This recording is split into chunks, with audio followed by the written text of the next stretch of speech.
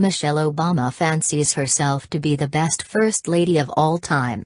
That's why it's been so devastating to her that her legacy has been destroyed so quickly. In reality, Michelle was one of the worst first ladies this country has ever seen. She thought forcing teenagers to subsist on the same fare enjoyed by Eastern mystics would cure America's obesity problem. Prior to the U.S. Department of Agriculture foisting the settled science of the food pyramid on a trusting public, the nation's individual weight distribution looked like the typical bell curve. At one extreme of the graph were anorexics and on the other extreme were the morbidly obese. The vast majority was in the middle with an average weight. Now, after 40 years of having carbohydrates stuffed down our gullet like geese in a cent copyright factory, Americans look like an upside-down bell curve, only the curve now follows the sag in our collective behinds. The good news for those who make a career in public service is the same government that caused the obesity epidemic is prepared to spend billions trying to reverse their epidemic. Michelle's legacy is part of that effort. The Healthy, Hunger-Free Kids Act, passed in 2012, was designed to bypass local authority and seize control of school lunch menus. In the future, kids wouldn't be hungry due to incompetent parents. They would be hungry as a result of Michelle's one-size-fits-all menu mandate. Thank God Michelle didn't choose clothing for her legacy. Kids attending government schools would look like Red Guards.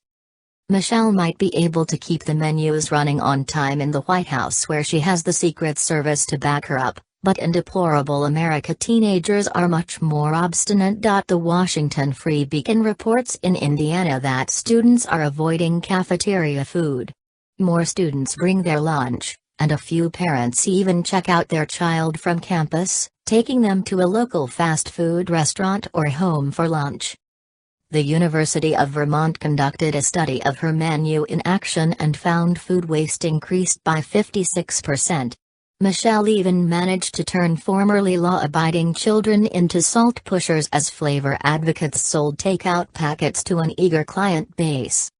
Michelle even managed to make biscuits taste bad, but what would you expect from a woman that demands diners eat grits without butter or brown sugar? This is why if you passed by any school gullible enough to adopt her school lunch program, you could see Michelle's legacy being tossed from school cafeteria trash cans into the dumpster.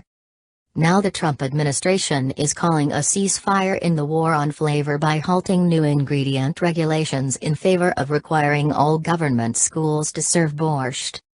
Naturally, Michelle isn't happy.